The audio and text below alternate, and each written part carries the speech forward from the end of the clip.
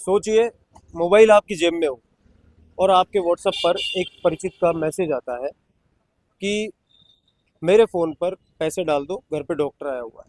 तो सबसे पहले तो मैं ये भाई साहब हमारे साथ खड़े हैं। सर क्या नाम है आपका? दीपक रावत। जी, दीपक जी, मैं आपसे जानना चाहता हूँ कि आपके फ़ोन पर एक मैसेज आता है, आपके परिचित हैं कोई जो आपको एक मैसेज भेजते हैं कि मेरे घर पे डॉक्टर आया हुआ है और मुझे 5,000 रुपये, 10,000 रुपये, 50,000 रुपये डाल दीजिए। तो आप क्या स्टेप लेंगे, क्या करेंगे? पहले मैं कॉल करके उससे कंफर्म करूंगा, केवल मैसेज के आधार पे तो मैं नहीं दूंगा। केवल मैसेज के आधार पर नहीं देंगे? नहीं। और कॉल भी आपको लगता है कि आपका परिचित जो है वो उसकी आवाज़ गड़बड़ है, तब क्या हाँ। करेंगे आप? नहीं, आवाज गड़बड़ है तो भी नहीं दूंगा। तो भी नहीं करेंगे? या तो फिर देखिए मैं दीपक जी। उससे जो कनेक्टेड और कोई दूसरा उसका फैमिली पर्सन है उससे बात करूंगा, जी। क्रॉस चेक करूंगा, तभी दूंगा। जी, इनका कहना सही है कि सबसे पहले आपको डबल चेक करना चाहिए कि किस नंबर पर आपको फ़ोन पे करना है, किस नंबर पर नहीं करना है, किस नंबर पर यूपीआई पेमेंट आपको करना है। अभी हाल ही एक व्यक्ति के पास एक मैसेज आया कि उसके घर पर एक डॉक्टर आया हुआ है। एक व्यक्ति के फ़ोन पर एक व्हाट्सएप मैसेज आता है कि उसके घर एक डॉक्टर आया हुआ है और डॉक्टर को देने के लिए कुछ पैसे चाहिए। वो मैसेज मैं आपको दिखाऊंगा इस वीडियो में। उस व्यक्ति ने के परिचितों को ये मैसेज गया और उनमें से कुछ लोगों ने उस नंबर पर जो यूपीआई कोड भेजा गया, व्हाट्सएप पर जो यूपीआई कोड भेजा गया, उस पर उन्होंने पेमेंट भी कर दिया। तो बाद में ये पता चलता है कि वो फ्रॉड है। और हालांकि आजकल उपभोक्ता जागरूक हो चुका है और बड़े स्तर पर लोग इस तरह के मैसेजेस को देख करके इग्नोर कर देते हैं और एक दूसरे को अलर्ट करते हैं।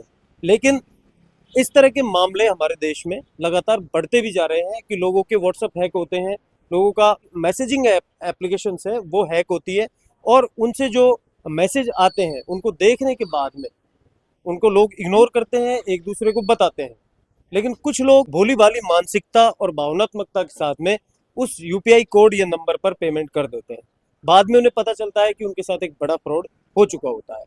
अब एक बड़ी विडंबना यह है कि जिस व्यक्ति का फोन या व्हाट्सएप हैक हुआ है या जिस व्यक्ति का मोबाइल चोरी हो चुका है, वो किसी को सूचना किस तरह दे कि उसका फोन या व्हाट्सएप या हैक हो चुका है या फिर वो चोरी हो चुका है, वो कैसे सूचना पहुंचाए।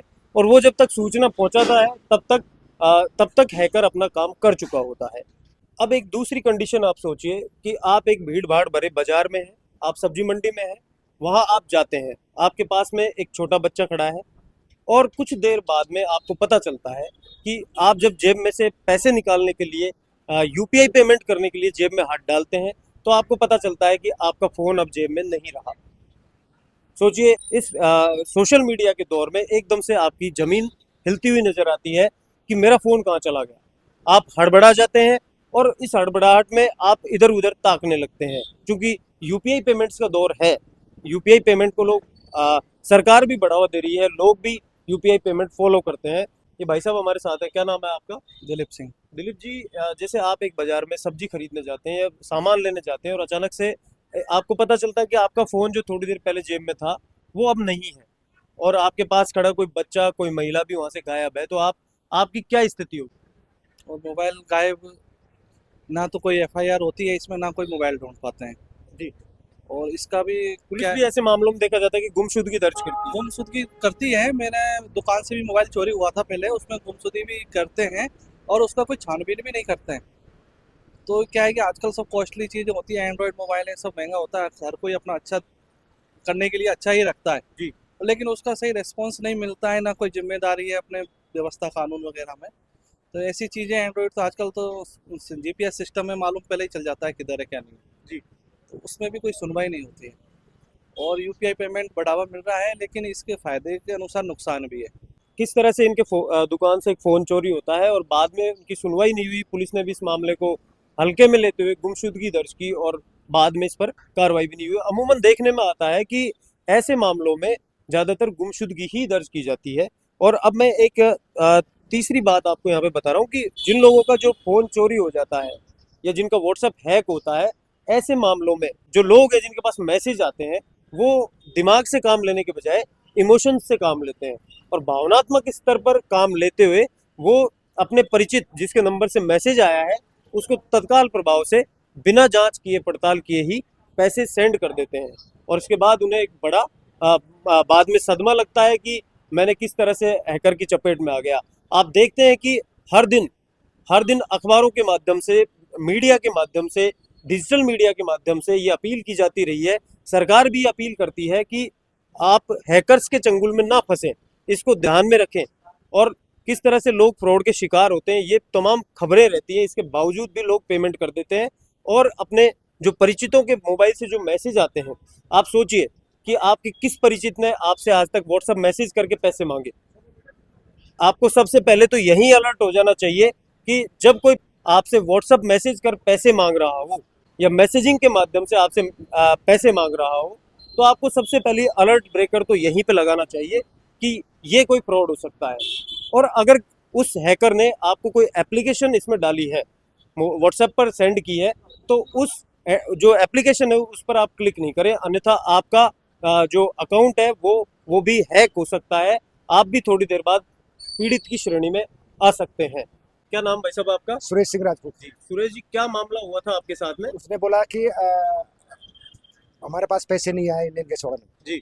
तो फिर मैं बोला कि उसको दोबारा पैसे कैश दिए थे। जी। तो उसने बोला कि मेरा पैसा, आपका पैसा 1 हफ्ते में वापस हो जाएगा, हमारे पास तो आया नहीं है, नहीं तो आप उनका यूपीआई का कस्टमर केयर से बात करके जी आप बताओ। तो मैं कस्टमर केयर का मोबाइल ऐप्स का निकाला था। जी। तो उसमें बोला कि मैं कानोता से बोल रहा हूँ, कोई बिखार से बोल रहा हूँ। तो एक मनोज कुमार शाह, उसने मेरे से 33,000 कुछ रुपये मेरे से दिया, बोला कि आपका पैसा सेफ है जी, आपका पैसा नहीं जाएगा। पर लेकिन उसने मेरे फ्रॉड कर दिया और मेरे से खुद से पेमेंट करा दिया। पेमेंट करवाई आपसे, फिर इसके बाद में आपने क्या किया? फिर मैं उसके बाद में अपने साइबर ब्रांच में उसका रिपोर्ट दर्ज करवाई? रिपोर्ट दर्ज करवाई। अच्छा। फिर मैं बैंक में भी रिपोर्ट किया जी एसबीआई बैंक का जो कस्टमर केयर है उसको भी जी दिया। तो कुछ आपको बाद में कोई? हाँ, तो उसके बाद में मेरे पास आया कि आपका ये टिकट नंबर है फलाना है, पर अभी तक पैसा मेरा वापस हुआ। अभी तक पैसा वापस नहीं हुआ। तो देखिए ये भी एक जो मौजूदा टाइम है इस समय, जो व्हाट्सएप पर है, व्हाट्सएप पर जी बोला कि आप लिंक करो, इस तरह से करो, इस तरह से करो, इस तरह से करो, उसने लिखाया मेरे से। क्योंकि एक आम आदमी इतना अवेयर नहीं होता, इस वजह से वो इस तरह से बातों में, बहकावों में आ जाता है और पेमेंट करने लग जाता है। तो इससे यूपीआई फ्रॉड बढ़ रहा है लगातार, और लोग जो सीधे स्वभाव के लोग हैं वो इसमें फंस जाते हैं। एक बड़ा ही ट्रेंडिंग मसला इन दिनों है कि जो कुछ लोग आपको ऐसे मिलेंगे जो आपसे आके कहेंगे कि भैया मुझे एक फ़ोन करना है, आपका फ़ोन दे दीजिए। ये इन दिनों एक बड़ा ही ट्रेंडिंग हैकिंग स्टाइल चल रहा है कि लोग आपसे आके अपना मोबाइल मांगते हैं और आप एक सरल भाव से उन्हें फ़ोन दे देते हैं कि एक फ़ोन ही तो करना है। इस दौरान वो आपको बातों में लगा करके आपके फ़ोन में या तो कोई एप्लीकेशन इंस्टॉल कर देता है या फिर अपने परिचित को उस नंबर से फ़ोन करता है और एक ओटीपी मंगवाकर वो ओटीपी शेयर कर देता है। इससे आपका फ़ोन शेयरिंग मोड पे आ जाता है और आपको पता भी नहीं चलता कि कब आपका यूपीआई अकाउंट खाली हो चुका होता है। तो किसी की भी मदद करने से पहले आपको ये ध्यान रखना होगा कि जिस व्यक्ति की आप मदद कर रहे हैं वो आपका परिचित है, परिजन है या रिश्तेदार है। अगर वो अनजान व्यक्ति है तो आपको इससे बचना चाहिए, क्योंकि डिजिटल मीडिया के इस दौर में, यूपीआई के इस दौर में, सोशल मीडिया के इस दौर में फ्रॉड के बड़े तरीके विकसित हो गए हैं। यूपीआई फ्रॉड से जुड़ा ही एक मसला यहाँ पे हमारे साथ मौजूद है अरविंद कुमार। इनके साथ एक मामला पहले ऐसा हो चुका है कि एक डिजिटली फ्रॉड व्यक्ति इनके एक छोटी शॉप चलाते हैं, शॉप पे आकर के पेमेंट करके गया और उसके बाद वो अकाउंट इनका फ्रीज कर दिया गया। क्या मामला था अरविंद जी? कस्टमर ने प्रोडक्ट खरीदा और पेमेंट किया उन्होंने जी 1105 रुपए का जी। उसके सेकंड डे मेरा अकाउंट फ्रीज हो गया जी। अब मैं उस कस्टमर को कहाँ पकड़ूं? वो तो चला गया पेमेंट करके प्रोडक्ट लेके जी। इसमें हमारी कहीं गलती हो तो आप बताइए। उसके बाद आपने क्या किया? मैं बैंक गया, वहाँ विजिट किया, उन्होंने कहा कि आपका खाता महाराष्ट्र से साइबर क्राइम से ब्लॉक हुआ है। जी। वो कह रहे कि आप महाराष्ट्र जाओ, वहाँ जाके एनओसी लेके आओ, तब आपका अकाउंट रीओपन किया जाएगा। तो इतना तो मेरा खर्चा हो जाएगा, जितना पैसा उसके अंदर। तो अभी तक आपका अकाउंट नहीं खुला? नहीं खुला अभी भी। आज तक भी? ये कितने दिन पुरानी बात हो चुकी है? ये अपना लास्ट जून 2025। जून 2025 का मामला है और अभी तक आपका अकाउंट फ्रीज है। हाँ, 16,000 रुपये की समथिंग। 16,000 के आसपास उसमें आपका पैसा है। हमारे साथ ये भाई साहब मौजूद है। क्या नाम है आपका सर? महेश कुमार शर्मा। महेश जी, आप क्या कहेंगे? आपकी जो आप जैसे दुकान चलाते हैं या यूपीआई पेमेंट करते हैं लोग, और कई बार गड़बड़ी की आशंका भी रहती है, किस तरह क्या क्या कहेंगे? यूपीआई ट्रांजैक्शन में कभी कभार अगर फ्रॉड का काम करते हैं लोग, जी। वो होती है गड़बड़। तो कुछ लोग, कभी आपको कोई ऐसा व्यक्ति आया जिसने कहा हो कि मेरे फ़ोन पे कुछ पैसे भेज दो, या आपको फ़ोन देना है, एक फ़ोन करना है मुझे, हाँ आते हैं, ऐसे बंदे आते हैं जी, यूपीआई में तो क्या ट्रांजेक्शन करते हैं फिर आप ऐसे स्थिति में? मना कर देते हैं हम तो। मना कर देते हैं। तो देखिए, महेश जी एक बड़े ही जागरूक उपभोक्ता है, और वो कह रहे हैं कि जब उनके पास कोई इस तरह व्यक्ति आता है जो पेमेंट करने की बात करता है, तो वो साफ मना कर देते हैं, क्योंकि अ, आपसे जो व्यक्ति पेमेंट करवा रहा है वो कोई गेमिंग फ्रॉड हो सकता है, वो और किसी तरह के फ्रॉड में शामिल हो सकता है। अगर कोई व्यक्ति आपका परिचित है तो आप पूरी जांच पड़ताल के बाद उसको पेमेंट कर सकते हैं, लेकिन फिर भी जो अनजान लोग हैं उनसे आपको सतर्क रहना चाहिए, सावधान रहना चाहिए। इस तरह के फ्रॉड और इस तरह के मामलों से बचने के लिए आपको अपने फ़ोन में 2 स्टेप वेरिफिकेशन ऑन करना चाहिए। अपने स्तर पर आप जितने बचाव के तरीके ढूंढ सकते हैं वो आपको करने चाहिए, चाहे वो 2 स्टेप वेरिफिकेशन हो, चाहे फ़ोन का लॉक हो, या यूपीआई का लॉक हो, या फिर जो आपके पासवर्ड्स हैं उनको कॉमन नहीं रखें, उनको सामान्य नहीं बनाएं, उनको स्ट्रॉन्ग रखें और किसी से भी शेयर ना करें। फ़ोन पर आने वाले OTP, applications, third party application और जो नॉन ट्रस्टेड एप्लीकेशंस हैं उन पर क्लिक ना करें। अधिकतर घरों में बच्चे मोबाइल चलाते हैं, वो उन लिंक्स पर क्लिक करते हैं और उसके बाद वो लिंक कई बार हैकर्स के हाथ भी लगता है, जो बड़े फ्रॉड का कारण है। अगर कोई किसी तरह का क्राइम होता है तो आप इसको तत्काल पुलिस में रिपोर्ट करें, अपने बैंक्स को अलर्ट करें, तत्काल फ़ोन करें, मैसेज करें, अपने परिचित जो लोग हैं आपके उनको फ़ोन करके ये बताएं कि आपका व्हाट्सएप या सोशल मीडिया कहीं ना कहीं हैक हुआ है और आप उन्हें किसी भी तरह से पैसे ना भेजें।